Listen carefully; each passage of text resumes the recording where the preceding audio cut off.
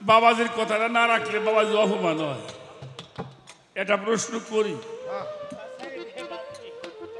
আলেয়া বেগম আলো বাউল মাতা, আপনি একটা কাজ করবেন, একটা নিকৃষ্ট বস্তু আমার আজকে দেখাবেন, হাতে করে দেখাবেন। হ্যাঁ, যেটা নিকৃষ্ট বস্তু মানুষগুলি যেন বুঝতে পারে। শুধু এক ছোট্ট কথা, এটা নিকৃষ্ট বস্তু আপনি আমাকে দেখাবেন, যেটা নিকৃষ্ট তোমার সৃষ্টি। এই সৃষ্টিটা কিভাবে এটা বলতে হবে, ওইটা না কইয়া ফাত করে কইলেই তো আমার সে এতটুকু হায়াতলা হইয়া এত হায়াতের ব্যবধান কেন? আমরা সাধারণ মানুষ সাঙ্গ কথা কইলাম না, আমরা নালে সময় গমাই বুঝি না, হায়াত কাইটা যায়। কিন্তু নবী রসুলের বেলায় হায়াতের এত ব্যবধান কেন হইল? প্রথমের কথা হইল দল কমাবেন কেন? দল বাড়াইলে সমস্যা কি? তাকে সময় বেশি নাই। আমার প্রশ্নের জবাব পুঙ্খানুপুঙ্খভাবে দিয়েছেন। এদিকে খেয়াল খেয়াল, তোমরা তামসা করো না। দাঁড়াইবা বাজাইবা, গান গাইতে হইব না নাকি হুদাই দাঁড়াইবা? যার যার ধান্দাই হ্যাঁ হ্যাঁ আছে। ওদিকে আমরা দুইজনে যে কি করতেছি অগু কোনো মাথাই না। এইবার অনেক সুন্দর বলছে, কিন্তু কোন শিশুটাই বড় একটারে মাইরা কাজ করে ফেলাই দিছে, শিশুরার কথা মনে নাই। আপনারা সাক্ষী, খোদারও যে মনে থাকে না। এক পয়েন্ট। আরো কিছু আছে, সেটা বলার চেষ্টা করব। হ্যাঁ, সুখসান কি কয়? যেমন খোদা তেমন হলো ফেরেশতা।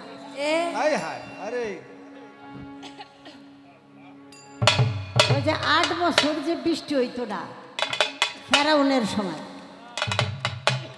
পরে মানুষে গিয়া কয় যে আপনি যে নিজের খোদা দাবি করেন, একটু বৃষ্টি বুষ্টি নামাইতে পারেন না? তখন ওই হামান ছিল, মানে এটা হইলো ওনার ফেরেশতা আর কি, সেনাপতি। কারে বৃষ্টি না দিলে তো খোদায় গিরি চলে যেতেছে গা, একটা ব্যবস্থা করো না। কয় কি ব্যবস্থা? কয় মুসানবীর একটা জামা দেহ চুরি করে আনবে। মুসানবীর জামা চুরি করে আনছে, আইন না। এখন আল্লাহ রে কয় কি, আল্লাহ তুমি আমার কথা শুনবা না, এটা তো আমি ভালো করেই জানি, আমি তো তোমার লোকে বেশি একটা ভালো ব্যবহার করি না। তো তোমার নবী মুসা নবী, তারে তো ভালোবাসো, তার উসিলায় আল্লাহ একটু বৃষ্টি দাও। তো যাই হোক, এমন বৃষ্টি দিছে, এটা হলো অ্যাসিড, অ্যাসিড আগুনের বৃষ্টি। যার গায়ে পরে হ্যাঁ ফুসকা পড়ে, চালে পড়লে সাদা হয়ে যায়। যাই হোক, পরে সবাই মিল্লা বলল যে এটা কোনো বৃষ্টি হইল, বৃষ্টি চাইলে আমি একটু আরামের জন্য ফসল ফলাবো, আর বৃষ্টি হইলে আগুনের বৃষ্টি। এখন হামাম কইতাছে যে আপনি তো খোদা, কিন্তু কি বৃষ্টিটা দিলেন, এটা কেমন বৃষ্টি? এখন কি বলল? যেমন খোদা আমি, তেমন তুমি আমার ফেরেশতা।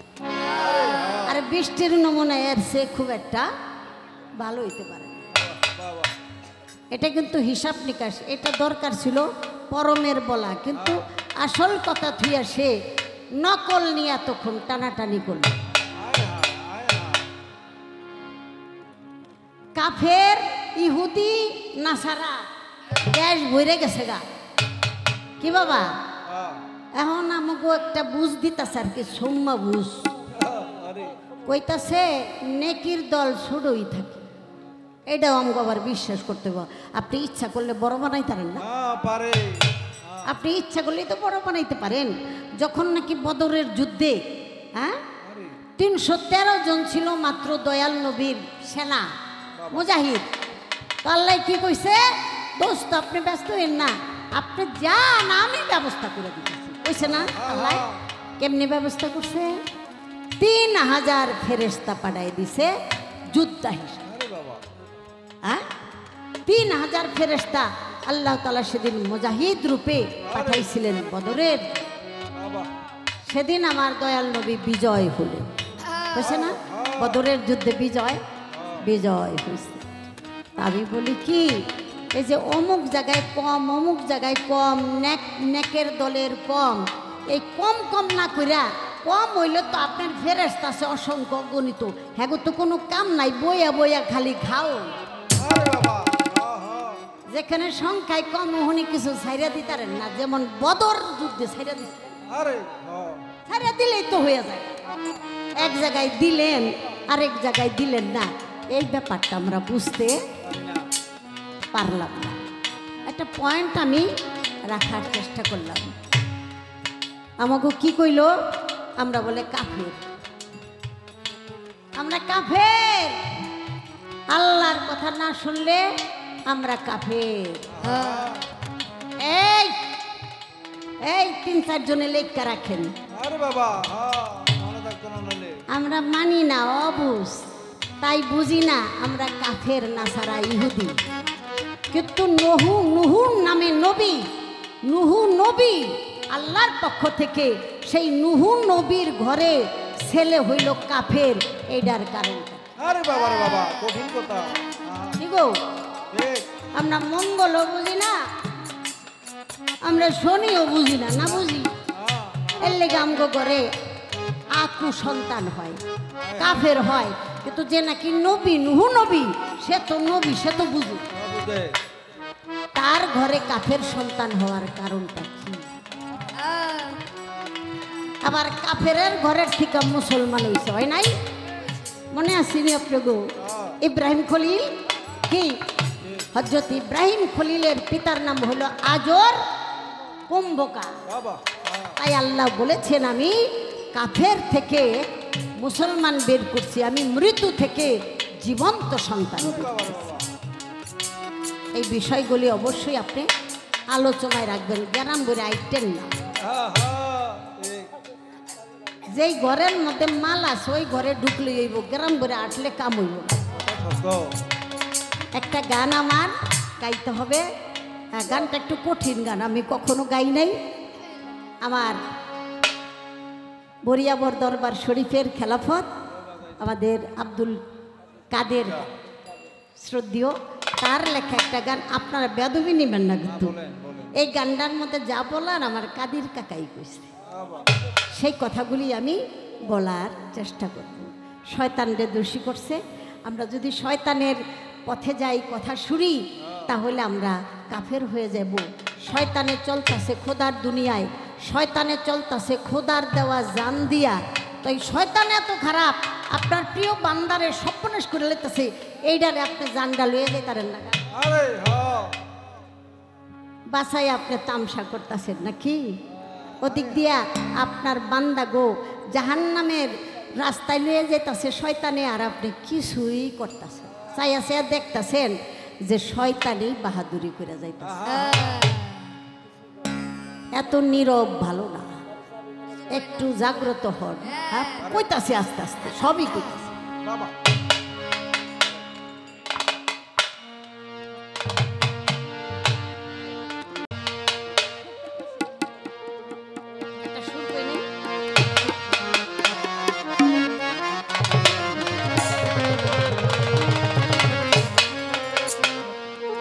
আরে কাউরে হাসাও, কাউরে কাঁদাও, কাউরে হাসাও, কাউরে কাঁদাও, নামটি তোমার কাদির গুনি, আমি তোমায় চিনি, তুমি সতের শিরোমণি। আরে আমি তোমায় চিনি, তুমি সতের শিরোমণি। ওরে কাউরে হাসাও, কাউরে কাঁদাও, কাউরে হাসাও, কাউরে কাঁদাও, নামটি তোমার কাদির গুনি, আমি তোমায় চিনি, তুমি সতের শিরোমণি। ওরে কাউরে হাসাও, কাউরে কাঁদাও, কাউরে হাসাও, কাউরে কাঁদাও, আমি তোমার কাদের বলি, আমি তোমায় চিনি, তুমি সতের শিরোমণি। ওরে আমি তোমায় চিনি, তুমি সতের শিরোমণি। আরে 9 লাখ বছর আর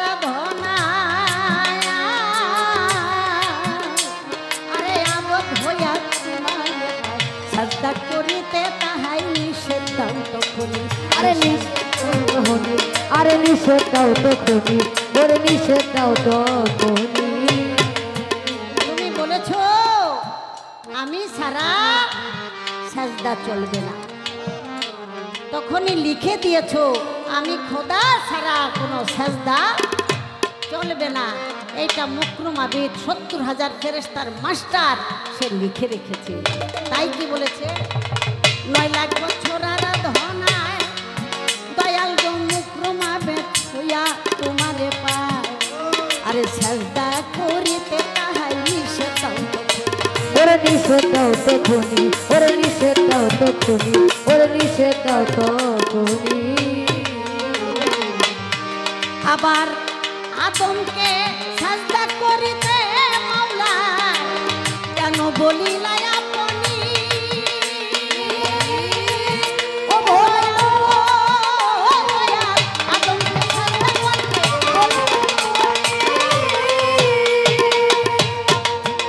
ও তাই মুকরুমে করে নাই সাজদা, মুকরুমে করে না সাজদা, মুকরুমে করে নাই সাজদা ঠিক রাখিয়া তোমার বাণী আমি তোমায় চিনি, তুমি সতের শিরোমণি। ওরে কাউরে হাসো কাউরে কাঁদো, কাউরে হাসো কাউরে কাঁদো, নামটি তোমার কানে বলি আমি তোমায় চিনি, তুমি সতের শিরোমণি, আমি তোমায় চিনি, তুমি সতের শিরোমণি। তবু নান্নতি তক গলায় পড়ল দয়াল কেমন তারা কৃতি ছিল, আরে কি তাহাতে লেখা ছিল বলো অক্ষর শুনি, ওরে বলো অক্ষর শুনি, ওরে বলো অক্ষর শুনি।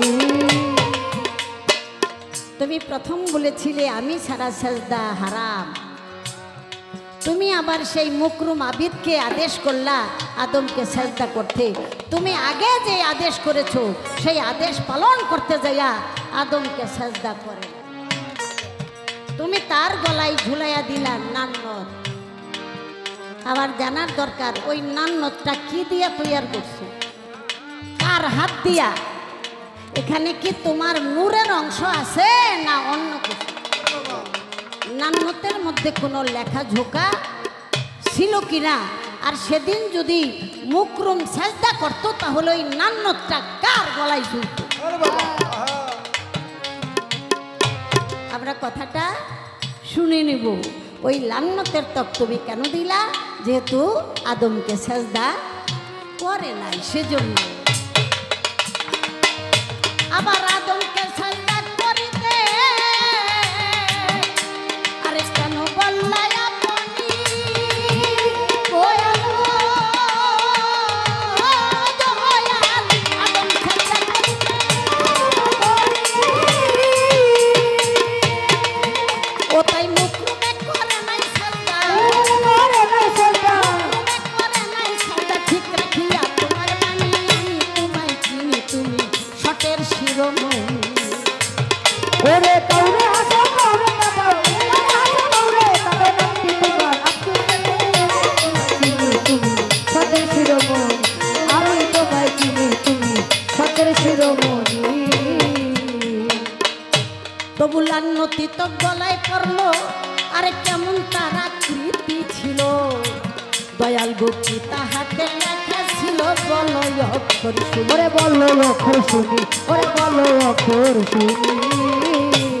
ওরে তুমি মুকরুম দুয়ের মাঝে কে করছে বেঈমানি,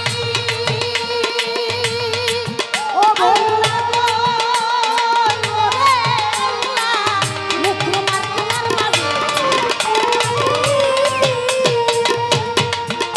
আরে কাদ্য শেখার নাসি হলো, কাদ্য শেখার নাসি হলো বুঝাইয়া তাহলে আমি ভালো চিনি, তুমি সতের শিরোমণি। ওরে কাউরে হাসো কাউরে কাঁদো, কাউরে হাসো কাউরে কাঁদো, নামটি তোমার নাতির বলি আমি তোমায় চিনি, তুমি সতের শিরোমণি, আমি তোমায় চিনি, তুমি সতের শিরোমণি। আদমকে করিলে মানা দয়াল রে তুমি কইল গন্ধম খাই না, আবার গন্ধম রে কইছো আদমের পেছন ছাইরো না, কইলা তখনই, আরে কইলা কখনই, আরে কই না কখনই। আরে মুকরম কার হুকুমে বেহেশতে গেল, বলো কি করছে শয়তানি।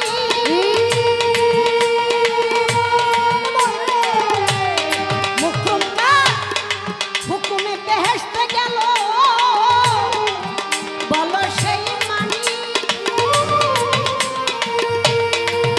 ও সে আদমকে গন্ধম খাওয়াইলো, গন্ধম খাওয়াইলো, গন্ধম খাওয়াইলো হাওয়াকে দিয়া ভুলানি। আরে তোমায় ভালো চিনি তুমি সটের শিরোমণি। ওরে কাউরে হাসো কাউরে কাঁদাও, কাউরে হাসো কাউরে কাঁদাও, আমি তোমার কাটির বলি, আমি তোমায় চিনি তুমি সন্দের শিরোমণি, আমি তোমায় চিনি তুমি সন্দের শিরোমণি।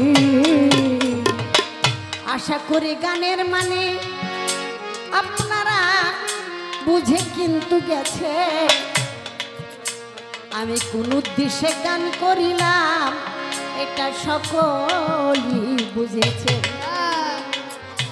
তুমি শয়তান কইয়া যারে দিলা তারাইয়া, তুমি বহিষ্কার করে দিলা ফেরেশতা হইতে, আরে গজব তারে দিয়া হইয়া গেল শয়তান, হইয়া গেল নাফরমান, হইয়া গেল মুরতাদ, হইল কাফের। আমি সেই কথাটা বলে দিব কথা রই ভেবে। শয়তান যখন বানাইলা আদমকে সাজদা না করিয়া, আমি জানতে চাই তোমার বানানো বেহেশত যেখানে অগণিত অসংখ্য ফেরেশতারা পাহারা দেয়, দরজায় দারোয়ান আছে, আবার বেহেশতের মধ্যে অনেক পাহারাদার আছে, শয়তান সেই শয়তান হইয়া জান্নাতে, শয়তান মানে নাপাক, দুর্গন্ধ, অভিশপ্ত, সেই অভিশপ্ত শয়তান তোমার বেহেশতে গেল, এই শক্তিটা শয়তান কই? হ্যাঁ বাবা, আরে বাবা রে। হ্যাঁ। বেহেশতে যদি না যাইতো তাহলে আদম হাওয়ারে গন্ধম খাওয়াইতে পারতো না। পারত। আবার জানার দরকার হ্যাঁ। তোমার জান্নাতেও কি ফাঁক ফোকর আছে? হ্যাঁ, শীত কাটার ব্যবস্থা আছে? যদি না থাকে তাহলে এত তোমার চোখকে ফাঁকি দিয়া শয়তান কেমনে জান্নাতে গেল? এইটাই আমার কথা। আরে বাবা। তুমি তো সব দেখো, সব জায়গায়, তুমি তো ঘুমাওই না। হ্যাঁ, কি বাবা, এটা সত্য। আল্লাহ ঘুমায়? আল্লাহ ঘুমায় না। তুমি তো চাইয়া চাইয়া দেখছো কেমনে ঢুকতাছে, তাহলে তুমি চাইয়া দেখা এটার গেডিটা দইরা হ্যাঁ, টিভি দিয়া বাইর করে দিতে পারতা না? আরে বাবা। তাহলে তুমি তাকে এই সুযোগ সুবিধাটা দিয়া তোমার কোন খায়েশ পূরণ করবে? হ্যাঁ, বাবা কাজ্জা ঝগড়া লাগছে, ওই শয়তানে আর খোদায় মাঝে দিয়া জাতা খাই আমরা। আমগো কি? আদমকে কইছিল যে মুকরম তুমি আমারে সাজদা করো, কইছিল আদম? আদম তো কই নাই, কইছো খোদা তুমি, বেজাল লাগাইছো তুমি। হ্যাঁ, হ্যার জায়গায় আসলো, আমি আমার জায়গায়। বাবা, ঠিক। সব প্যাঁচ লাগানের মূলে তুমি, তাই আমার কাদির কাকাই কইছে তুমি শটের শিরোমণি। আরে বাবা, এটা সত্য। আমার আর বেশি কিছু বলার দরকার নাই। আমি শুধু এইটাই জানতে চাই, জান্নাতের মধ্যে প্রবেশ করলো, তুমি নাকি আবার আদমের মধ্যেই বসবাস করো, আদমের মধ্যে তোমার পবিত্র রুহু মুবারক দেওয়া হয়েছে, তুমি আদমের মধ্যে আছো, কুলিবিল মুমিনিন আরশে আল্লাহ, আদমের মধ্যেই তোমার বসবাস। তুমি আদমের মধ্যে থাকতে হাওয়া যখন যাইতা ধইরা আদম রে গন্ধম খাওয়াইয়া দিল, তখন তোমারও কি মজা লাগছিল? তা না হলে তুমি তো অচেতন করে ফেলতে। এরকম একটা কাহিনী আছে কিন্তু পবিত্র কোরআনে। আরে হযরত ইব্রাহিম খলিল তার বড় বিবি সারা বিবিকে নিয়া রাস্তা দিয়া যাইতেছিল, এক জালিম জমিদার দেখা বাবা রাস্তাটায় আটকাইল। যদি সুন্দরী নারী দেখে ওই জমিদারে গোপন ঘরে নিয়া তার কামনা পূরণ করে ওই নারীর সঙ্গ পাইয়া। যখন নাকি কি করিল ওরে বাবা ওই ইব্রাহিম খলিলের কাছে জিগায় ওই জমিদারের যত লোকজন ছিল তারা জিগাইল রাস্তায়, জিজ্ঞাসা করে উনি আপনার কি হয়? তখন ইব্রাহিম খলিল কইছিল উনি আমার বই নয়, উনি আমার বোন লাগে। সবাই বলে মিথ্যা কথা, ওই সারাও কইছে মিথ্যা কথা। ইব্রাহিম খলিল ইশারা দিয়া বলে যে স্বামী স্ত্রী যখন রাস্তা দিয়া চলে তখন সম্পর্ক হয় ভাই বোন। আর যখন নাকি খাইতে বসে স্ত্রী যখন স্বামীকে খাওয়ায়, মা যেমন এইটা ওইটা বাইসা বৈসা সন্তানকে খাওয়ায়, ঠিক যদি সহধর্মিণী হয় সেও ঠিক মায়ের স্বভাবেই স্বামীকে খাওয়ায়। আরে এই জন্য জ্ঞানীরা বলে যে স্ত্রীর তিনটা চরিত্র, তিনটা রূপ। মা এটা ওইটা বাইসা খাওয়াইছিল সবাই, একটু মজার জিনিস মুখে দিয়া দিছে, মুখে খাইয়া ফেলাইছে, মজা লাগছে, আবার গালের ভিতর থেকে কয় মানিক রে ও আমার মানিক দ কি মজা দেখ। আপনি দৌড় দিয়ে আইসা মায়ের মুখের সাথে মুখ মিলাইয়া মুখ দিয়ে আইস। তেমন এক সময় গেছিলাম আমগো শুভই তো বাইলা মাছের ডিম জবর মজা, মুখে দিছি মজা লাগছে, শুভ খাইয়ে গেছে আমাকে বাজা নাই ভাই ভাই মজার জিনিস গেল কি মজা। আমি কই লইয়া যাও খাইয়া যাও, মুখের মধ্যে মুখ দিছে পাল্লার ডিম কয় মা মজা, আবার বানাইও আবার বানাইও। মনে করছে আমি মুখের ভিতরে বানাইছি। ছোট মানুষটা এটা হলো মা আর সন্তান। আর যে নাকি সধর্মিণী হয় তার স্বভাবটা ঠিক এরকম হয়। স্বামী যদি দুগ্গা ভাত কম খায় মনে হয় তার কলিজাটা চুরমার হয়ে যায়, মনে করে আহারে আল্লাহ আমার বুঝি রান্না সুন্দর হয় নাই, আমার স্বামী খাইতে পারলো না, হাতে ধরে পায়ে ধরে আবার কয় একটু বসেন, একটুখানি ধনিয়া পাতা শুকনা মরিচ একটু পেঁয়াজ আর একটু সর্ষের তেল দিয়ে একটু ডলা দিয়া দেই মুখের মধ্যে একটু রস আইতে, মানে নানা হোক কৌশল করে যেন স্বামী একটু পেট ভরে খাইতে পারে। আপনি যদি ভালোভাবে না খান তাহলে সংসারটা কেমনে চলে? এই যে একটা ভালোবাসা, এটার নামই বাবা সহধর্মী। তো সেভাবেই মায়ের মতো স্বভাব। এই জন্য আল্লাহ বলেছে তুমি তোমার স্ত্রীর প্রতি সম্মান রেখো, মর্যাদা দিও, যে তোমার সংসারে আপন করে নিয়েছে, জীবনের বিনিময় তোমার বংশ প্রদীপ জ্বালিয়েছে। এটা আল্লাহ তাআলা বলেছে। ওই কথাটার থেকে এই কথাটা চলে আসলো বাবা। আমরা মেয়েরা যারা আছি আমাদের মধ্যে যেন সেই স্বভাবটা থাকে, কারণ পুরুষ মানুষ স্বামীর পেটে যখন ক্ষুধা লাগে তখন তার একটু মেজাজটা কড়া থাকে। এর জন্য খাবার সামনে দিয়া তারে দুনিয়াদারির সংসারের কোনো সমস্যার প্যারা দিতে না। এর চেয়ে শত্রু আর কেউ হতে পারে না। যে স্ত্রী খাইতে দিয়া স্বামীর সংসারের খুঁটিনাটি, তোমার মাই হ্যান করলো, তোমার বাপে ত্যান করলো, তোমার বাইয়ে স্যান করলো, এই দুনিয়ার মাথার মধ্যে প্যারা দিয়া সংসারটারে জাহান নামের আগুন জ্বালাই। এগুলি হইল বউ আর স্ত্রী ভালো কাম নষ্ট করার মিস্ত্রি। এটি বাপ মার সংসারও কোনো আদর্শ দেখে নাই, খালি কুটনামে করছে মাই, ওই চরিত্রটাই হিজ্ঞা বলেছে, এইটা আবার ডালতাছে স্বামীর। এইটা কোনো দিন ধর্মীয় কর্ম এই স্ত্রীকে দিয়া চলে না। তাই বিয়ে শাদী করতে হইলে আগে দেখতে হবে ওই মেয়ের মা বাবার আদর্শটা কি। আমরা তো বংশের পরিচয় জানি না, মজা লাগিয়া গেছে, চোখে পছন্দ হয়েছে লইয়া পড়ি শুধু একটা অঙ্গের ভোগ করার জন্য, কিন্তু তার জীবনের আদর্শকে আমরা সারা জীবনের জন্য আশা করি।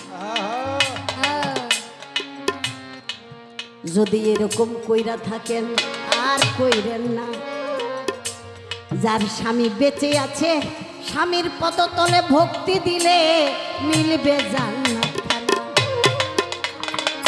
স্বামী যদি সন্তুষ্ট হয়, যদি মালিকের কাছে দোয়া কইরা দেয়, আরে স্বামীর দোয়া কবুল করে আপে পাখি দেয়।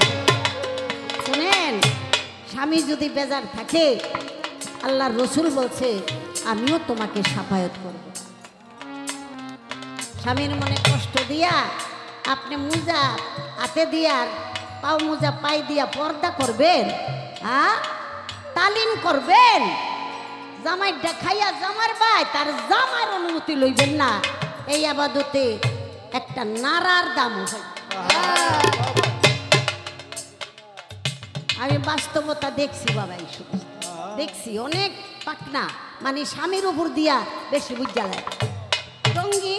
হ্যাঁ, 5 মাসের বাচ্চা থুইয়া হয়ে গেছে তালিম করবেন। বাচ্চা তো কানতে কানতে ফানা ফিরলা, দুধ বাপে দুধ পাইব করছি, বুকের দুধ খায়, কানতাছে কানতাছে কানতাছে। এখন কাজের মেয়েটারে কয় কিরে তোর আপাই কোকো, আপাই গেছে তালিম করুন। আইসে আদায়া ফাদায়া বোরকা খোলার ওরান নিয়ে গেছি, কত দূরে গেছিলাম, কত কথা গুণ লাগছে, বলে কত দূরে গেল আর কত কথা কইলা, তোমার বাচ্চা যে দুধের অভাবে কষ্ট পাইতাছে তুমি কি এই দিকে খেয়াল করবে না? তুমি না মা, চুপ করো মা, খাবার দাও, যার যার জান্নাতের সন্ধান হের হের। তুমি তো জাহান্নামে গেছো গেছো, আমি একটু জান্নাতের ব্যবস্থা করতেছি, হেইটাও আমার দাও। কি জান্নাত আলীর ঘরে জান্নাত আলী? হ্যাঁ, পেটের সন্তানকে কষ্ট দিয়া স্বামীর অবাধ্য হইয়া হ্যাঁ যাই জান্নাতের সন্তান ওইব কোনো কাম? ঘন্টা ঘন্টা। আমার মা ফাতেমা, মা ফাতেমা, মা ফাতেমা, মা ফাতেমা, মা ফাতেমা একদিনেতে একটু কাজ কর, আমার নবীর কাছে যা, যাইয়া বলে প্রাণের বাবা গো আমি বলতেছি আপনার, আমার মনে বড় ব্যথা গো, আমার বাবা যা, আপনার জামাই আলীর সাথে হইছে একটু হইছে পেরেশান, আপনার জামাই আলী আমায় দিছে একটা গালি, সেই গালি খাইয়াই আপনার কাছে আইছি আমি চলি, আমারে কয় আমি নাকি পাট্টির বেটি, আমি দুঃখ সইতে পারি নাই, আজকে 3 দিন হয় আলীর সাথে আমি কথাই বলি, 3 দিন ধরে আলীর সাথে আমি বলি না কথা, আমার নবী বলে মাগো আমি মাগো পাইছি অনেক ব্যথা, মারে এই 3 দিনের মধ্যে যদি তোমার মৃত্যু হতো তোমার জানাজার নামাজ পড়াই। একটা রূপক বিষয়, যারা জান্নাতের সর্দারনি তাদের বেলায় এই কথাটা কেন আমাদের মতো পাপি তাপি কিছু নারী আছি আমাদেরকে বোঝাবার।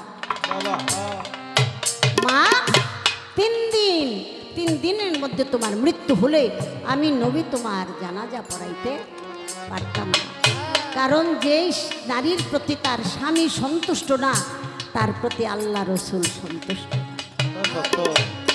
যেই নারী স্বামীর সাথে মন মালিন্য করে পিছন ঘুরে শুয়ে থাকে আল্লাহর গজবের ফেরেশতা তাকে অভিশাপ দিতে থাকে, বদদোয়া করতে থাকে, এমত অবস্থায় তার মৃত্যু হয়ে গেলে সে নির্ঘাত জাহান্নামের।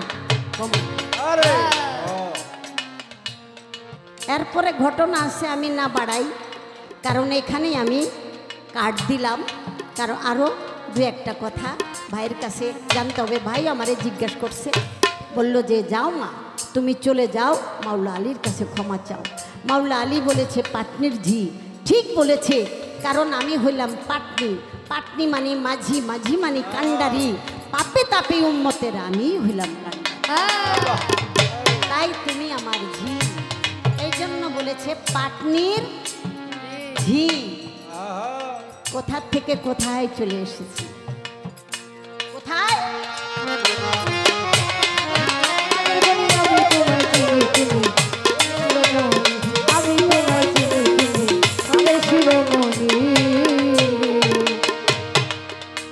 আরে গন্ধম খাইয়া দোষ হইল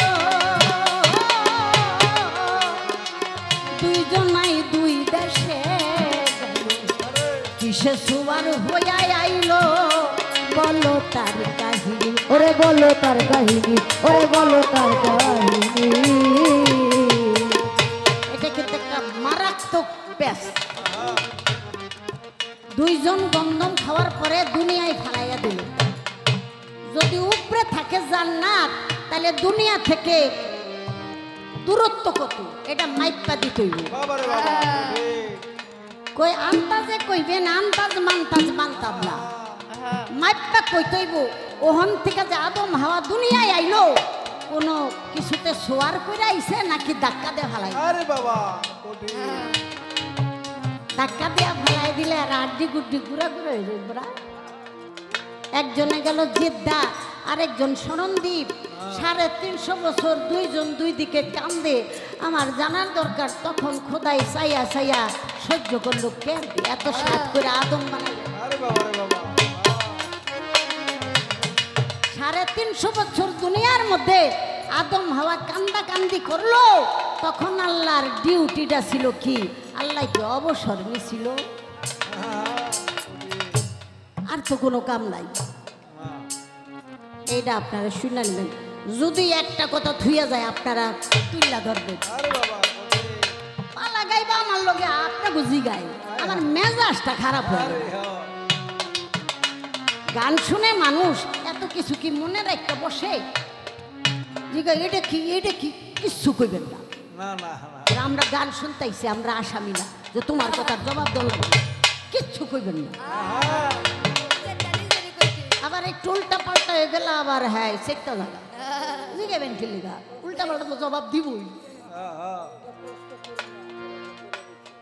প্রশ্ন করছে একটা নিকৃষ্ট কি? হ্যাঁ নিকৃষ্ট বলতে কি? নিকৃষ্ট হলো আমিত্ব। বাবা বাবা কি আমিত্ব? তোকাব্বরি, বাহাদুরি, অহংকার। আমিত্ব মানে আরেকজনের চেয়ে আমার শ্রেষ্ঠত্ব প্রমাণিত করতে হবে।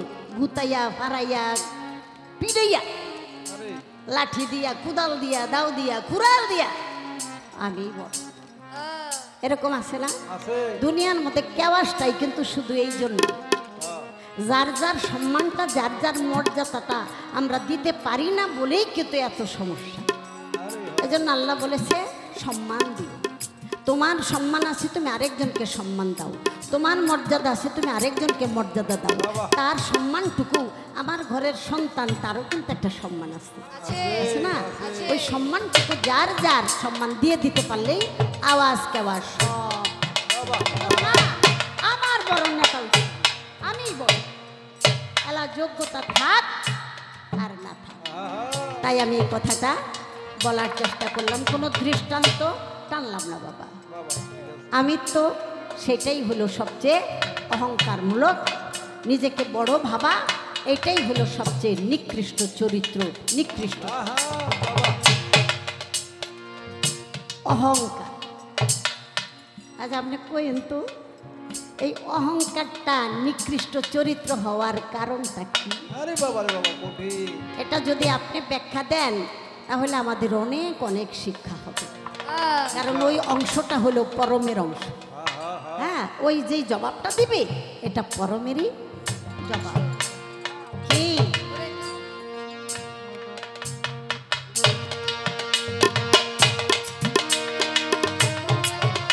আরে গন্ধম খাইয়া দোষী হইল বাবারে, দুইজনা দুই দেশে গেল, কিসের সুবার হইয়া আইল বলো তার কাহিনী। ওরে বলো তার কাহিনী, ওরে বলো তার কাহিনী। যেদিন আরাফায় এসে দেখা দেখি হইল দুইজনই গোলামর মনে হইল দুজন। সাধক কাদের বলে কুন্দুয়াটি, কাদের বলে কুন্দুয়াটি নাজিল করি সাইরা পানি আমি তোমায় চিনি তুমি শটের শিরোমণি। কাউরে হাসো কাউরে কাঁদাও, কাউরে হাসো কাউরে কাঁদাও প্রিয়বার। কাদের বলি আমি তোমায় চিনি তুমি সতের শিরোমণি, ওরে আমি তোমায় চিনি তুমি সতের শিরোমণি। আরে কাউরে হাসো কাউরে কাউরে হাসো কাউরে আমি কি তোমায় কাদের বলি আমি তোমায় চিনি তুমি শটের শিরোমণি। আমি তোমায় চিনি তুমি শটের শিরোমণি। আমি তোমায় চিনি তুমি শটের শিরোমণি।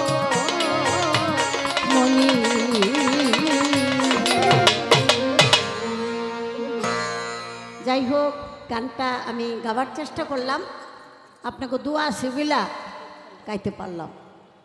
কাদের কাকার অনেক মূল্যবান গানটা। তো ওই যে ওই কথাটা আর কি, যখন যদি কইতো যে ভাই বোন, ভাই বোন কইলে আর ভাইরে মারতো না, যদি স্বামী কইতো তাহলে মেরে লিত। স্বামীর সামনে তো বেজ্জিতি করণ যায় না। তো নিয়ে গেল এক ঘরের মধ্যে রাখলো আটকা রাখার পরে সেই জালিম জমিদার আস্তে আস্তে কাম বাসনা পূরণ করার জন্য আগাইতে গিয়ে হাত দুইটা অবশ হয়ে গেল জমিদারের। পরে পাও অবশ হয়ে গেছে গা। পরে চোখ দিয়ে কামের দৃষ্টি, চোখ দুইটা বন্ধ হয়ে গেছে গা। তখন ওই জমিদার বলে, মাগো তুমি আমারে ক্ষমা করো, তুমি আমারে মাপ না করলে আমি মাপ পাবো না, আমি অপরাধ করেছি, আমি ভুল করেছি, আমাকে তুমি ক্ষমা করো। আল্লাহর রাস্তায় সে ক্ষমা করে দিল। আর বলল, আমার বাড়িতে একটা দাসী আছে ঠিক তোমার মতো, ওই দাসীর কাছেও আমি যখন কাম চরিতার্থ করার জন্য যতবার চেষ্টা করছি আমি এইভাবেই অবশ হয়ে গেছি, আবার তার কাছে মাপ চাইছি। তার নাম হলো হাজেরা বিবি। আপনারা তো জানেন ইব্রাহিম খলিল তার 2 স্ত্রী, হাজেরা বিবিকে ওই সারা বিবির দাসী রূপে দিয়ে দিল। পরে বিবাহ করলো, যেহেতু বাচ্চা হয় না, হাজেরা বিবিকে বিয়ে করলো। এটা কেন বলছিলাম? এই জন্য বলছিলাম যে আল্লাহ যদি চায় একজনকে ইজ্জত বাঁচাবে, তাহলে আল্লাহর তরফ থেকে তার অবশ হাত পাও অবশ হয়ে যায়, প্যারালাইজ। আমি সেজন্যই কথাটা বলার চেষ্টা করলাম, যেখানে যেই অপরাধ সংগঠিত হয় সেখানে তুমি ওই ব্যবস্থা করলেই তো পারো। এবার আমার আরেকটি গান করে আমি বসে পড়ব। আর এত কথা কি জিজ্ঞাসা করব? আমার কাছে দরবারের থেকে ওই গানটির জানতে চাইছি, সেটা আমি শর্টকাটে করে দিই, কারণ ওই গানটা না করলে আবার জবাবদিহিতা করতে হবে। আশা করি সেই গানটি আমি এখন আপনাদেরকে শোনাবো। আমি আমার ভাইয়ের কাছে কি জিজ্ঞাসা করতে পারি? মঙ্গলবারের নিষেধ। সুখসান, আমাদের সুখসান আসেন। ও ছাড়া তো দুয়ারি হবে না, সুখচান দুয়ারি ধরবে। সুখচান একটা বাবের মানুষই।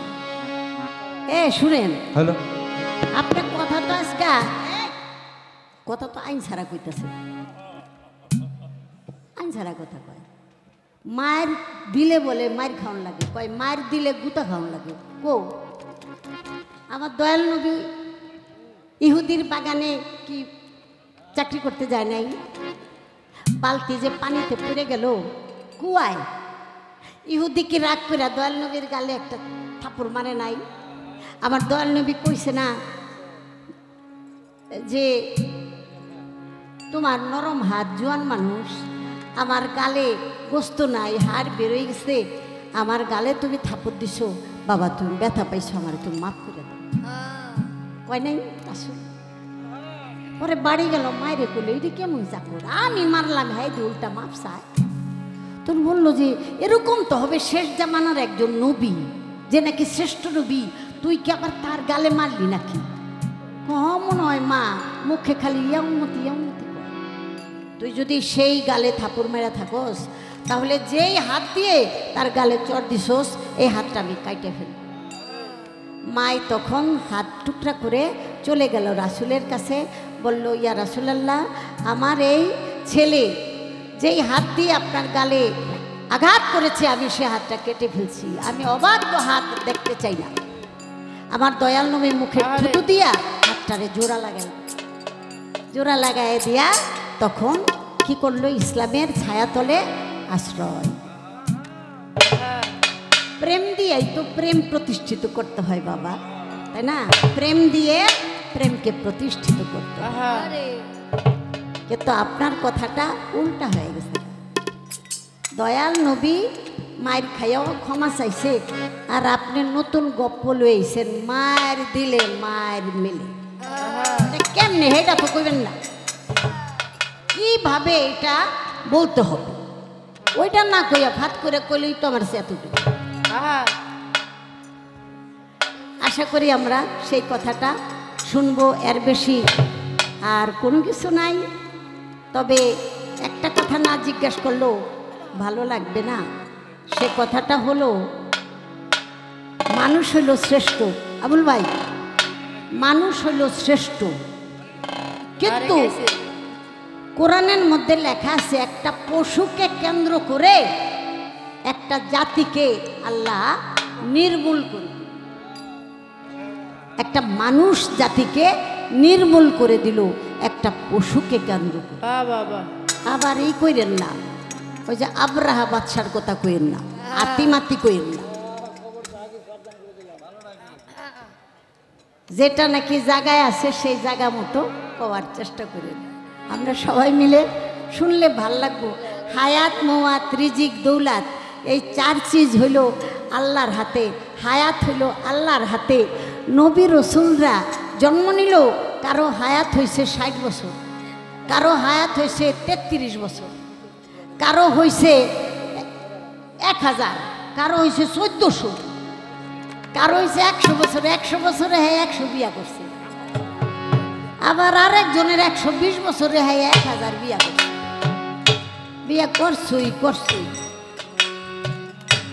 এ কি বউরে লইয়া পান্তা মুখ খাইব নাকি হাই প্রসার করবা? আমার জানার দরকার। তাহলে আপনি হায়াতলা হইয়া এত হায়াতের ব্যবধান কেন? আমরা সাধারণ মানুষ আঙ্গ কথা কইলাম না, আমরা নালে সময় গমাই হায়াত কাটতে যায়, কিন্তু নবী রসুলের বেলায় হায়াতের এত ব্যবধান কেন হইল শুনবো। আচ্ছা,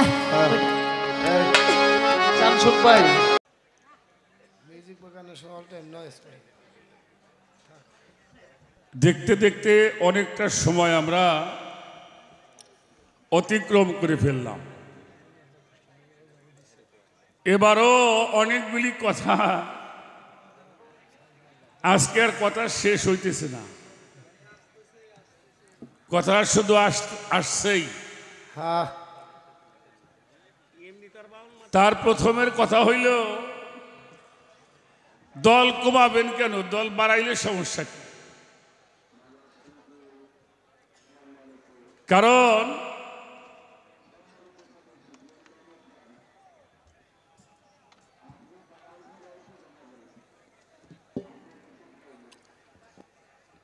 সেটা হলো বদর যুদ্ধে আল্লাহ রসুলের সঙ্গে ফেরেশতা দিয়ে দল বাড়াইয়ে দিল। তা আপনার বাড়াইলে সমস্যাটা কোথায়? এই হলো একটা কথা। আর দুইটা কথায় আমি একটু কেমন যেন ভাবলাম যে কাফেরদের ঘর থেকে নবীর জন্ম হলো, এই কথাটা আমার কাছে কোনো কাফের ঘরে কোনো নবী আসে নাই, কোনো কাফেরের ঘরে কোনো নবী আসে নাই। আমাদের এই আদম থেকে আমার হুজুর পাক পর্যন্ত একটা সাজরা নামাই আছে। ইব্রাহিম পয়গম্বরের বাবার নাম কিন্তু আজর না। কি আপনারা কি কন? তার বাবার নাম হইল তারেক। সাজরা নামাটা পড়বেন। তার পেশা ছিল শিল্প কার্য করা। যেমন দাউদ নবীর কাজ ছিল দাউ কাশি বানাই নিয়ে, তাই বলে কিন্তু কামার না।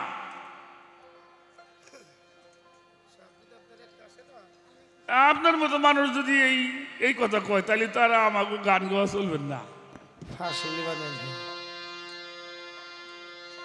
আর একটা কথা হইল, আমি একটা কথা বলছিলাম যে 3টে জিনিস নগদে পাওয়া যায়। সালাম দিলে সালাম পাওয়া যায়, দান করলে সম্মান পাওয়া যায়, আঘাত দিলে আঘাত প্রাপ্ত হয়, বলছিলাম না? তা আপনি একজনকে আঘাত করবেন, সে যে আপনার আঘাত করবে তা না। আপনার এখানে ক্ষমতা আছে, আপনি একজনকে আমার 2টা কথা কয়ে দিলেন, আমি কিছু বললাম না, আমি বাহিরে আসছি, কিন্তু পরের দিন আপনি মানিকগঞ্জ গেছেন, আপনার ঘাড় ঘুরিয়ে বাড়ি পাঠাই দিছে মানুষ। হয় না এগুলো? হয় না? তা আপনি বললেন কাফেরের ইহুদের বাড়িতে নবী পানি তুললেন, নবীজিরে তাপ্পর মারলেন, নবী কিছুই কইল না। কিন্তু নবী কিছু কয় নাই, মাই দাঁত কাটছে। কথা কর না কিরে বাবা, বিষের মাই করে নাই, তুমি তো একটা থাপড়, সে তো একটা থাপড় দিছিল, আর তার হাত টাইমা কাইটে দিল। এর অর্থ এই না যে আপনি আমারে একটা থাপড় দিয়েছেন আমি আপনার দিব, তা না। কিছু কিছু কাজ আছে আপনি করবেন, যারে করছেন সে কিছু বলবে না, কিন্তু কোন জায়গাতে যে আপনার প্যাকেট করে পাঠাইব এটা ঠিক ঠিক পাবেন না আপনি, এটা বুঝতে পারবেন। কথাটা হলো এরকম। কি কথাটা বুঝাইতে পারছি বাবা? হ্যাঁ, আমার সালের কথা মনে নাই, ওই দিনকে আমাদের আরিসা ঘাটে একটা মাজার আছে, রাখো, সেই মাজারে আমি আর অসীম বাউল প্রথম গান করেছিলাম। ওই দিনকে আমাদের ফরিদপুরের একটা পরিবহন, বসো বসো বসো, সুবর্ণ পরিবহন অ্যাক্সিডেন্ট করেছিল। এই আরিচা ঘাট থেকে টাকায় আসলে একটা ব্রিজ আছে, ওটা ব্রিজটা না বোয়ালিয়ার ব্রিজ, সেই ব্রিজ থেকে সুবর্ণ পরিবহন পড়ে যায়। 51 জন লোক মারা গেছিল, গাড়িতে 64 জন লোক ছিল, তার 51 জন লোক মারা যায়। আমাদের গোয়াল চামট, এক গোয়াল চামটের একটা এলাকার মধ্যেই 26 জন মানুষ মারা গেছিল।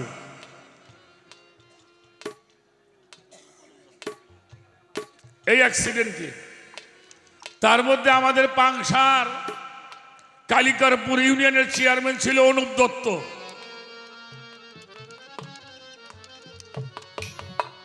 তিনি ওই বাসের মধ্যে ছিলেন। সে টিকিট কাটছে রাজবাড়িতে, ঢাকা আসবে, কিন্তু রাত্রে আবার বন্ধুরে করে চলে ফরিদপুর যায়।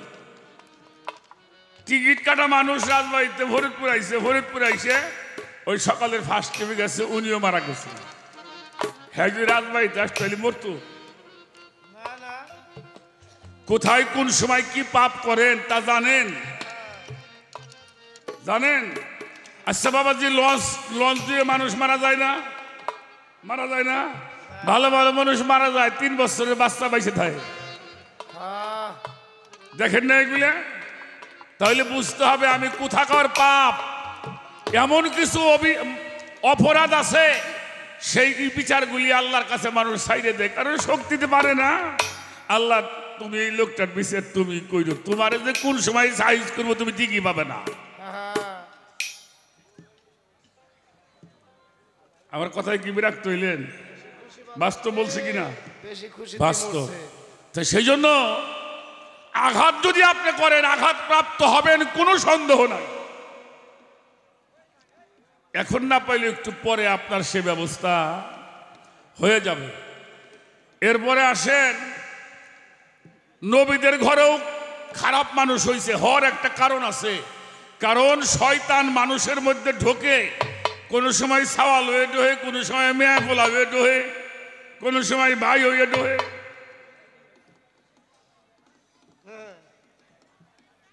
কি কমু এই যে আমার আপারে কই আমাকে মহারাজ আবুল সরকার হের বাড়িতে ওরস হয় রাখ। আবুল সরকারের বাড়ি ভাঙছে আবুল সরকার আবুল ভাই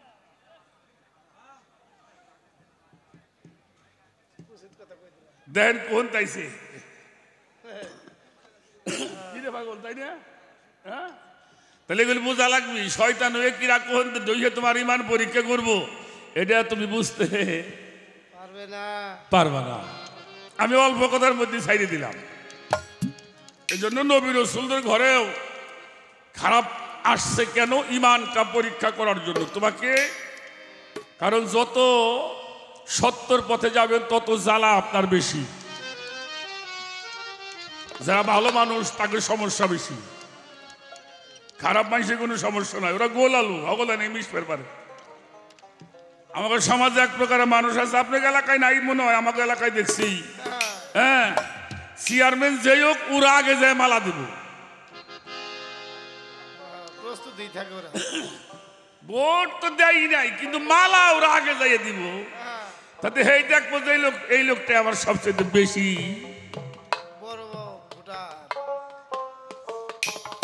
আছে এগুলো। যাক একটা গান গাই। আমি আদম রে সেজদা করতে কইল আল্লাহ, কারে কইছে? ফেরেশতাগো। তার আগে আল্লাহ বলছে আল্লাহ ছাড়া সেজদা হারাম। পয়েন্টটা তো এখানেই, আল্লাহ ছাড়া সেজদা হারাম। এবার আল্লাহ ছাড়া সেজদা হারাম এটা মকরম লেখছিলেন, আল্লাহ ছাড়া সেজদা হারাম। এবার আদমকে যখন সেজদা করতে কইল মকরম করে নাই, তাহলে দোষটা তো আপনারই। উনি আমারে বুঝাইতেছে যে আপনি যে কইছেন আল্লাহ ছাড়া সেজদা হারাম, এই জন্য তো মকরম করে নাই। আচ্ছা এবার যদি এখন টেলিফোনে আমরা খবর পাই বা রেডিওতে কি টিভিতে প্রচার হয় রাত 1টায় থেকে কারফিউ জারি হবে অনির্দিষ্টকালের জন্য সারা বাংলাদেশ, কেউ ঘর থেকে বাইরেবেন না, আপনারা বাইরেবেন?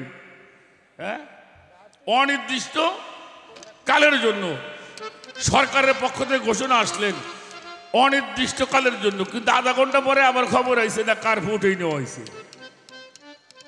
তখন কি আপনি ঘরে বসে থাকবেন? তা আল্লাহ কইছে আল্লাহ ছাড়া সেজদা হারাম, সেই আল্লাহ কয় আদম রে সেজদা করবার। এখন আপনার দায়িত্বটা কি বলেন? আমার কথা বুঝে আসে? আল্লাহ কইছে আমারে ছাড়া সেজদা হারাম, এই আল্লাহ কইতেছে এবার আদম রে সেজদা করো। এখন কোনটা মানবেন আপনি? ওই যে আল্লাহ কইছে তোমারে ছাড়া সেজদা হারাম, আমি আর করুম না, তাহলে কি মানা হইল না? ওটাও যার হুকুম, এটাও তারই হুকুম, তোমার মানার সমস্যা কি? এই মানো নাই বিধায়ী আল্লাহ বললো আবাস তাকে বাড়াওয়া কানা মিনাল কাফেরিন, কাফেরদের অন্তর্ভুক্ত হয়ে গেল, অস্বীকারী হলো কাফের। লানতের তক্তা কি? এটা কি আর কাঠকুট দিয়ে বানাইছে? হ্যাঁ লানতের তক্তা কি কাঠকুট দিয়ে বানাই না, ফুলের মালার মতো? এটা একটা অভিশাপ, এটা অভিশাপের মালা, এটা বুঝতে হবে। এটা অভিশপ্ত হয়ে গেল, অবাধ্য হয়ে গেল। অবাধ্য হওয়ার কারণে আল্লাহ এবার তার রহমতের জায়গা থেকে, তার সম্মানীয় জায়গা থেকে তাকে নিম্নমানে দেওয়া হলো। অর্থাৎ ছিল সম্মানী হয়ে গেল কি অসম্মানী, ছিল উৎকৃষ্ট হয়ে গেল নিকৃষ্ট। এটাই হলো অভিশাপ, এটাই হলো লালতের ত্বক। এই জন্য আমাদের জিটকা শরীফের দেওয়ান সাহেবের একটা গজল আছে না, মৌলবী হইয়া কুরআন নাহি বোঝে, নামের মৌলবী নয় কোনো কাজে, সাজেতে আলেম কাজে কর্মে জালেম, লানতের তক্তা পরিবে গলা। সাজিবে যেই সাজ করিবে সেই কাজ, নইলে পাবিলাস বিচারে যথা যেমন সাজে সাজের কাজ না দেখায়, কাজের ক্ষতি হলে সাজে না হিরয়। সে যে মানুষের সাজ করো পশুর কাজ, পশুর কাতারে দাঁড়াবে নিশ্চয়। চাপরাশি হইয়া পাহারা না দিলে সাজের গৌরব বলকে রাখিলে মনিব তোমারে ঠেকাবে সংসারে করিয়া লইবে চাপরাশি আদা। বাবা আমি একজনের বাড়িতে নাইট গার্ড বোঝেন না, পাহারাদার, এটাকে বলা হয় চাপরাশি। এখন আমি যে নাইটে পাহারা দেব, আমার জাগার কাম না ঘুমানোর কাম? আমার জন্য কি রাত্রে ঘুম জায়েজ হবে, বৈধ হবে? ছোট, আমার কাজ হলো পাহারাদার, আমাকে পাহারায় থাকতে হবে। তো চাপরাশি হইয়া পাহারা না দিলে সাজের গৌরব বলকে রাখিলে মনিব তোমারে ঠেকাবে সংসারে করিয়া লইবে চাপরাশি আদায়। মনসুব সাজিয়া বসো আদালতে, বিচার না করো যদি আইনের মতে, অবিচার বাদে পরিবে প্রমাদে চাকরি রাখা তোমার হবে মহোদয়। দেওয়ান রশিদ কেঁদে বলে প্রভুর নিকটে, এই সাজের কাজ কি প্রভু আমাতে ঘটে, আমি নিরুপায় রেখো রাঙ্গা পাই, এই ভব কুহুকে বাঁচাও না। সাজিবে যেই সাজ করিবে সেই কাজ, নইলে পাবি লাশ বিচারের বেলায়। আমি অত কথা জানি না ভাই, এই মহত্তা যা কইছে আপনারে দিলাম, মানলি মাইনেন, নাইলে আমাকে আমার ঘরে থুই যায়।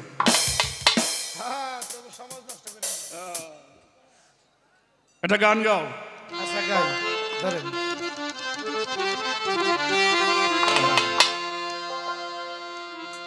বেস্তের মধ্যে শয়তান গেল কেমনে? বা শয়তানের যাওয়ার জায়গা কোনো হারে অসুবিধা নাই, সব জায়গায় শয়তানের যাওয়ার পাওয়ার আছে, কিন্তু তোমার তো একটা জ্ঞান আছে। হ্যাঁ, তোমার জ্ঞান নাই। তোমার একজন বলে ঘরে আগুন দেওয়ার তুমি দিয়ে বইলে, তোমার হিতাহিত জ্ঞান নাই। দি concept of the philosophy is that man rational animal, মানুষ হইলে তারে মানুষ বলা যাবে না। হিতাহিত জ্ঞান যখন থাকে না, ওটা নর পশুতে গণ্য হয়। আদব বুদ্ধি মহব্বত সাহস প্রেম ভক্তি যার মধ্যে বিদ্যমান, তিনি মানুষ, তার ফেরেশতাও সেজদা করতে রাজি। মানুষ বোঝেন না, মানুষকে ফেরেশতাই সেজদা করছে। তাহলে কত আসন, কত সম্মান আল্লাহ মানুষকে দিয়েছে, যত প্রকারের নিয়ামত আল্লাহ মানুষের জন্য দিয়েছেন, আর এত নিয়ামত আল্লাহ কারো জন্য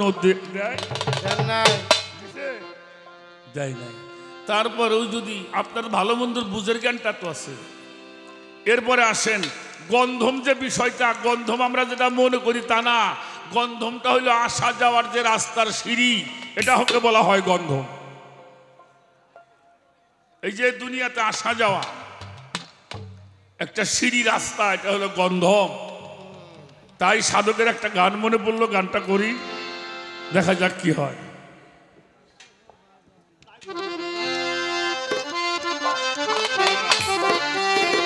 এই যে আদমকে বলিল আল্লাহ, ওরে গন্ধমে খাইও না,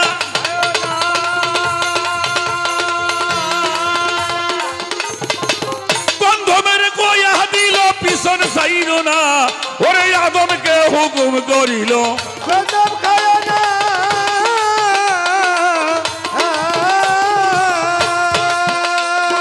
গন্ধমের কইল আল্লাহ পিছন চাইল না, এবার বুঝিতেই না তাল বাহানা,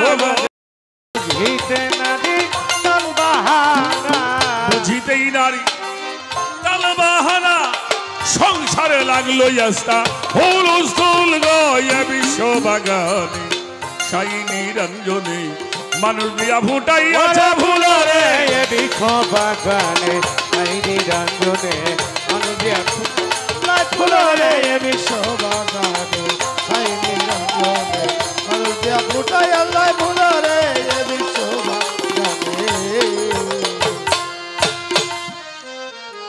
যেই গন্ধমে খেয়ে আদম হইল গুনাহগার,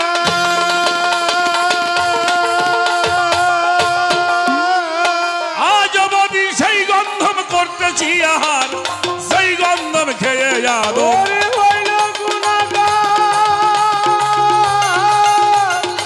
আয়া আয়া, আজ অবধি সেই গন্ধম করতেছি আহার। হযরত আদম হাওয়া তার গন্ধ, হযরত আদম হাওয়া হাওয়ায় তার গন্ধ হযরত আদম হাওয়ায় তার গন্ধ এই তো হলো সেই কথার মূল গয়ে বিশ্ববাগান সাই নিরঞ্জনে মানুষ দিয়া ফোটাই আছে ফুলরে বিশ্ব বাগানে সাই নিরঞ্জনে মানুষ দিয়া ফুটায় আল্লাহ ফুলরে বিশ্ব বাগানে সাই নিরঞ্জনে মানুষ দিয়া ফুটায় আল্লাহ ফুলরে বিশ্ব বাগানে। ছোট বাজাও যত ধর্ম কর্ম যে বিধানগুলি আছে এগুলি বোঝার জন্য মানুষের জ্ঞান দেওয়া নাকি জ্ঞান কিসের জন্য আপনি ভালো মন্দ দেখবেন শুনবেন গন্ধমটা তো ব্যবহারের জিনিস আদম হইল জাতে হক হাওয়া হইল সেফাতে হক গন্ধম হইল ওজুদে হক এটার বিধান জানতে হবে ব্যবহার পদ্ধতি জানতে হবে না জানলেই সমস্যা যে তার স্মরণদ্বীপ কত দূর আমি বলে আমার মানুষজনের সামনে কি কমু আমি যখন বাড়ি আমি একটা মানুষ ঘরে নিছিলাম বাবা এই ঘরে নেওয়ার পরে বুহের মধ্যে দইরে কইছিলাম হাই হাই রে তোর এই বুক আর আমার বুক জীবনে ভাগ হবো না কয় নাই হেলো হেলে নাই 2 বছর পরেই একজন জিদ্দা একজন সরবদ্বীপ এ মোড়ে খাটের একজন ওই মোড়ে খাটের একজন মাঝখানে দিনই কিরা হয়েছে না কয় হইল গত হাট করবো 4 বছর গেছে আর একজন আইসে সহিতে জায়গা হয় না কয় তুমি ওই করো লোভে বিছনা করো হ্যাঁ দেখেন কথা হানি ফাঁক হয়ে হারছে ইয়ে বুঝবো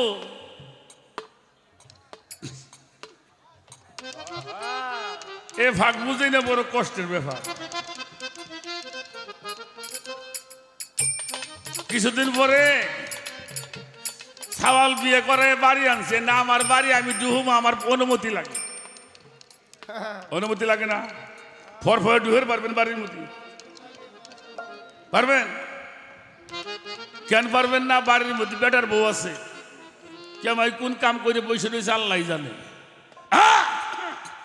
আরে সুখসান কোনে আসলে কিন্তু সুখসান সহে থুয়াইছে সুখসান থুয়াইছে সহে আইসে ডাক পারাই সুখসান করে মানে এর মানে হইলে আমি বাড়ি আইছি আসুন নাকি এই কথা কো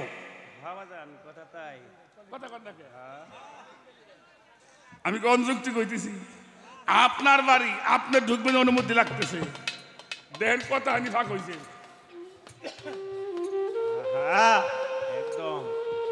বাড়ি আমার সংসার করছি আমি ছেলে মেয়ে জন্ম দিলাম আমি এখন আমার বাড়ি রাত্রে একটু ঘরে হুবের চাইছি বাড়িতে কয়েক বোঝো না কিছু সাওয়ালের বউ আইসে ঘরে কাঁচার ঘর তাও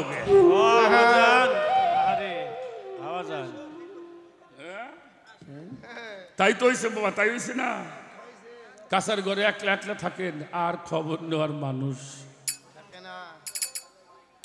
নাই আর যদি বিষয় পদ্ধতি জানতাম ফাঁক হইলেও তার মধ্যে একটা মিল হওয়ার সময় পথ থাকতো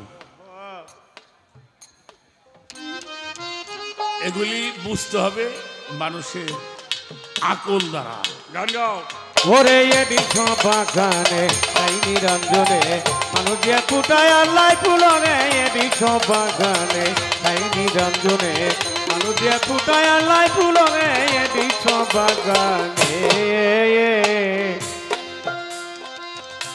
ওই হাওয়া যখন গন্ধম ছিঁড়ে এই যে বেহেশত খানায়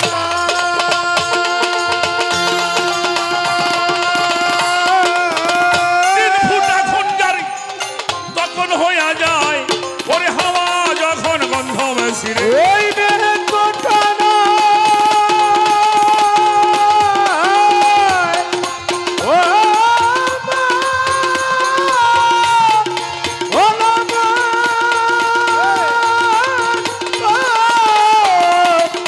ও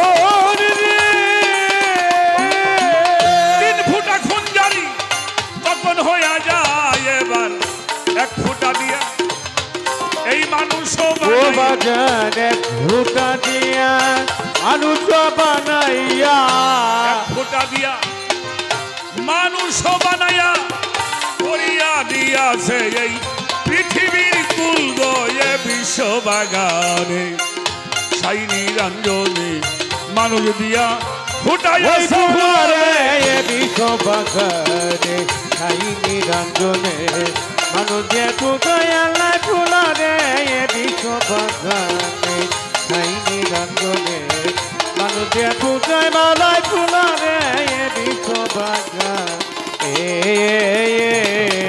এক ফুটা দিয়া খোদা বানাইছে লাল কালি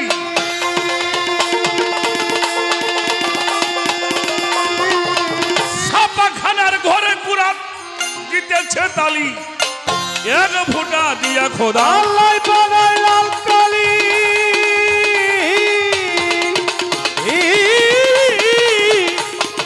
কালি ছাপাখানার ঘরে কুরান দিতেছে তালি আসল কথা যদি আমি বলি আসল কথা যদি বলি আসল কথাটা যদি আমি বলি সমাজের লোকে আমায় বলিবে বাতুল গো এ বিশ্ব বাগানে সাই নিরঞ্জনে মানুষ দিয়া ফুটাইল ফুলরে বিশ্ব বাগানে ছাই নিরঞ্জনে মানুষ দিয়ে ফুটাইলাই ফুলরে বিশ্ব বাগানে ছাই নিরঞ্জনে মানুষ দিয়ে ফুটাইলাই ফুলরে বিশ্ব বাগানে আপনারা জানেন আমাদের গুলিস্তানে একটা মাজার আছে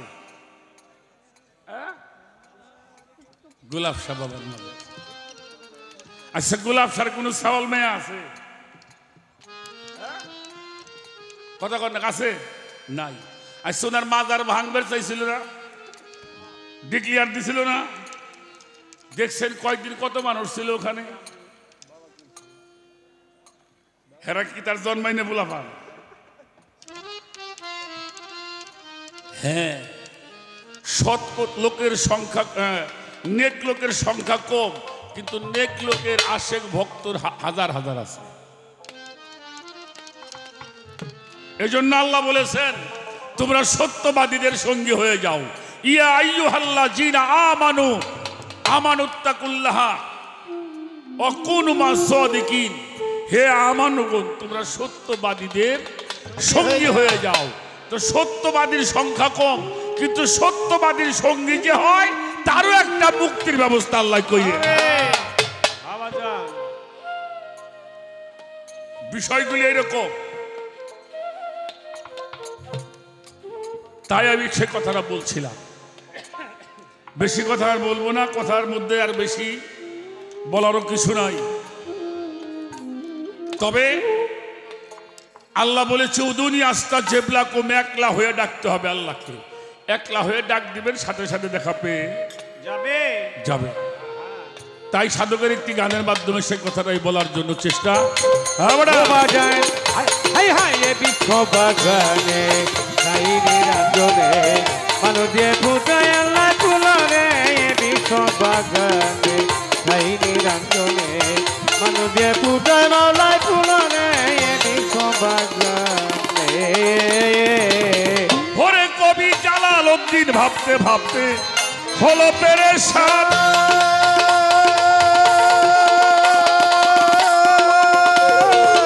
গন্ধম গাছের কাছে গিয়া পাইল ময়দান জালালউদ্দিন ভাবতে ভাবতে ওই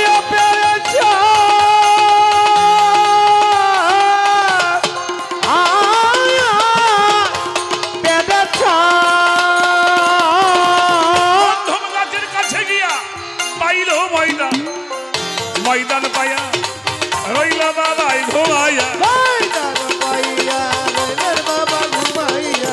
ময়দান পায়া রইল বাবাই ঘুমাইয়া নেশার ঝুঁকেদার ভাঙ্গিল না ঘুমরে বিশ্ব বাগানে সাই নিরঞ্জনে মানুষ দিয়া ফুলরে বিশ্ব বাগানে কিছু কিছু কথার ইঙ্গিত বুঝতে হয়, কিছু কথার মধ্যে নিষেধও আছে, আদেশও আছে। গন্ধম খেয়েও এই শব্দটা বুঝতে হবে। এটার মধ্যে দুইটা শব্দ আছে, অনুমতিও আছে, নিষেধও আছে। গন্ধম খেয়েও না, এটা করবি না, এটা হলো কি পুরাপুরি নিষেধ। সেই জন্য গন্ধমের যে বিষয়টা, আমি এর বেশি আলোচনা করতে, আমার দাদা হুজুরের একটা গান আছে, জিটকা শরীফের দেওয়ানা আব্দুল আজিজ দাদা জানের একটা গান আছে, গন্ধমের সিনে দানা খাইলে কবু ভুল হবে না। এটাও একটা বিষয় আছে। 3 দানা 5 খোসা 7-5 গাছের নমুনা। জমিনেতে নাই গাছের মূল, শিকড়েতে ধরেছে ফুল, পলে পলে ফুটেছে ফুল, অনন্ত গন্ধের নাই তুলনা। ফুল ফুটে ফল প্রকাশিতে, মতলব যাই সেই ফল সিঁড়িতে, হাত দিও না ওই গাছেতে, বেতমিজের ছুঁইতে মানা। বেতমিজ নাকি? আর আমি মাঝে মাঝে কই বেতর পাতের ছুঁইতে মানা। ও বাবা, আচ্ছা আচ্ছা। এটা নিষেধও আছে, আবার খাওয়ার আদেশও আছে। আছে। এ হলো বিষয়, কিন্তু বিষয়টা বুঝে নিতে হবে। এজন্যই আল্লাহ পাক কোরআন শরীফে দেখেন, সূরা বাকারা একটা পশুর নামে না, কার নামে? কার নামে সূরা? এটা হয়েছিল কেন? মুসা নবীর আমল একটা কম ধ্বংস হয়ে গেছিল এই গন্ডগোলে। পরবর্তীতে মুসা আলাইহিস সালামকে বাকারা কুরবানি করতে বলল। সেই বাকারার কুরবানি করবার পরে যেটা নিয়ে মূল সমস্যা ছিল, কুরবানির মাংস যদি কোনো মৃত লোককে ছোঁয়ানো হয় সে তাজা হয়ে যাবে। কুরবানির বস্তু, কুরবানির পশুর মাংস কেউ যদি স্পর্শ করে মরা তাজা হয়। এটা কোনদিন দেখছেন? কিন্তু কুরবানির যেটা এখানে ইঙ্গিত করছে, এটা কিন্তু গরু বাছুর না, এটা দেহ, এটা শিশু নহে, এটা বৃদ্ধও নহে, সবেমাত্র যৌবনে পদার্পণ করিয়াছে, যাহা দেহ চাষ করে হীন হয় নাই, যিনি সংসারে ঘাদে টাঁধে নাই। বাংলায় লেখা আছে, দেহের প্রাপ্ত বস্তু নষ্ট করে নাই, সে বিবাহ করে না। আল্লাহর অনুগত্য করা একটি বাকারা তোমরা কুরবানি করবে। আল্লাহর ওলিদের স্পর্শে পাষাণ মানুষগুলি ভালো হয়েছে কিনা বলেন? আল্লাহর ওলিদের স্পর্শে পাষাণ মানুষ ভালো হয়ে গেছে। কোরআনের ইঙ্গিত হাকিকতটা না বুঝলে কোরআন শুধু পড়লেই বাবা জ্ঞানী হওয়া। এই জন্য আমাদের বাউল কবি নূর মেহেদি আব্দুর রহমান সাহেবের একটা গান গাইছে আমাকে রশিদ সরকার, এই কোরআনটা কেউই পড়ে জ্ঞানী হইল, কেউ শিখিল ভিক্ষা করা, কোরআনটা হইল আধ্যাত্মিক ইশারা। কথাবার্তা অনেক হয়ে গেল, বেশি কথা বলছি মনে হয়। আমার যদি কোনো ভুল বেয়াদবি হয় আপনারা ক্ষমার দৃষ্টি দেখবেন। আল্লাহর ওলির দরবারে আসছে, আল্লাহর ওলির দরবারে অনন্ত ভক্তি শ্রদ্ধা জানাই।